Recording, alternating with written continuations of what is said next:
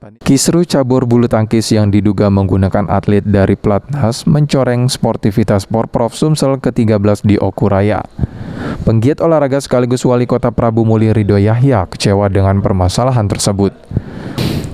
Menurut pria yang juga gemar bermain tenis dan sepak bola ini, mendatangkan atlet dari luar ibarat membohongi diri sendiri, serta menjadi masalah kuota atlet lokal, malah diisi oleh atlet luar, sehingga potensi dan perkembangan dunia olahraga menjadi tidak maju dan pembinaan yang selama ini digaungkan hanya sekedar retorika semata.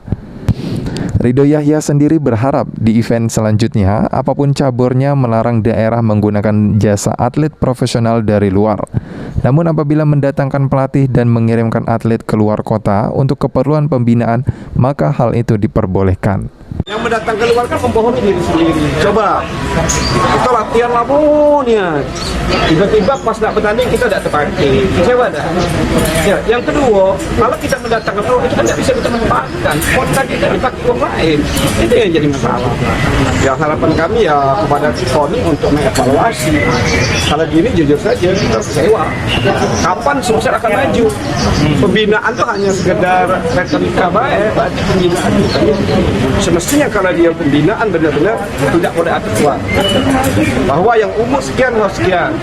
Kalau misalnya dia dapat emas, kirimkan latih, misalnya ditangkas, tenis meja, kirimkan ke Kediri atau datang ke pelatih daerah.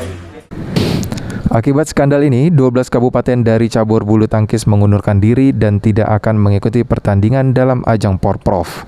Sementara itu, info terbaru PB Porprov ke-13 Sumsel memutuskan adanya 4 juara bersama diantaranya Oku Timur, Oku Selatan, dan Kota Palembang.